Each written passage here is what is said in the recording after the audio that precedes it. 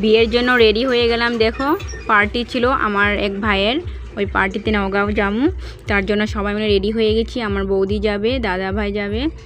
তো দেখো আমি রেডি হয়ে গেছি, কেমন লাগছে আমাকে বলো। আর ঘেমে তো পুরো শেষ, দেখো এত গরম ছিল, গরমে অবস্থা নেই। তো দেখো গরমে গাড়িতে চলে আসলাম। তো আমাদের ঘরের থেকে প্রায় আধা ঘন্টা রাস্তা, গাড়িতে এসেছি। আমার চুলমুলের অবস্থা নাই দেখো। তো ফাইনালি চলে আসলাম। আর অনেক মানুষ হয়েছিল, খুব ভালোই লাগছিল, গিয়েছিলাম। তোমরা সম্পূর্ণ ভিডিওটা দেখতে থাকবে, ঠিক আছে? সম্পূর্ণ দেখে তারপরে কমেন্ট করবে, আর আমাকে কেমন লাগছে কমেন্টে জানাবে। গরমের জন্য বেশি হালকা করে সাজছিলাম, বেশি এত মেকআপ করিনি। তো কেমন লাগছে একটু কমেন্টে জানাবে। আমার বৌদি ভাইও আছে সাথে, দেখো বৌদিকেও কেমন লাগছে একটু কমেন্টে জানাবে। তো দেখতে থাকো সবাই। তো বিয়ে বাড়িতে গেছি, আর একটু ফটো আর একটু ভিডিও না বানালে হয় বলো তো? তো দেখো আমি বসে তারপরে তো ঠান্ডা নিয়ে নিলাম গ্লাসে করে। তো আমি, আমার মেয়ে খাচ্ছিল, দেখো বলেছিল, দেখো আমার মেয়ে খেয়ে খুব ভালো পাচ্ছে, তার জন্য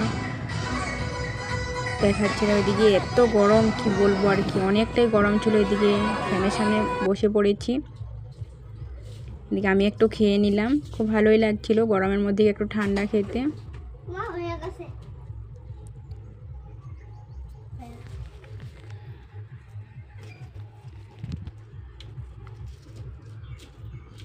এদিকে এটা খাওয়ার পরে আইসক্রিম দিল, দেখো আইসক্রিম খাচ্ছিলাম সবাই মিলে। আমার মেয়ে খুব ভালো পেয়েছে জানো তো, কালকে গিয়ে একটুকু ভাত খায়নি, আইসক্রিমই খেয়েছে। তো আমি না বললেও কথা শুনে না, তো খেয়েছে। সবাই মিলে একটু এনজয় করলাম, খুব ভালোই লাগছিল।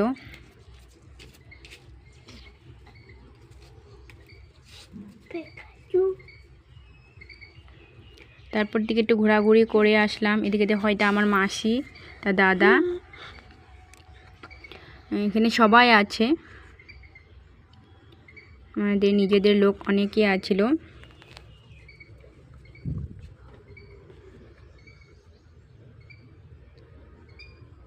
দেখো আমার মেয়ে খাওয়াই হচ্ছিল না, খেতেই আছে। আইসক্রিম একটা শেষ হয়েছে, আবার একটা নিয়েছে। তো এদিকে গেলাম ফুচকা খেতে, এদিকে অনেক টাইম ধরে বসেছিলাম। আবার বৌদিভাই বলছিল চলো ফুচকা খেয়ে আসি, চলো। তারপরে ফুচকা খেয়ে নিলাম, বেশি খাইনি, একটু খেয়েছি, আবার ভাত খেতে পারবো না তার জন্য। তো ভালোই লাগে ফুচকা খেতে, আর এত রাত্রে এত দেরি করে ফুচকা খেলে আবার গ্যাস হয়ে যাবে, তার জন্য অনেক চিন্তা করে একটুই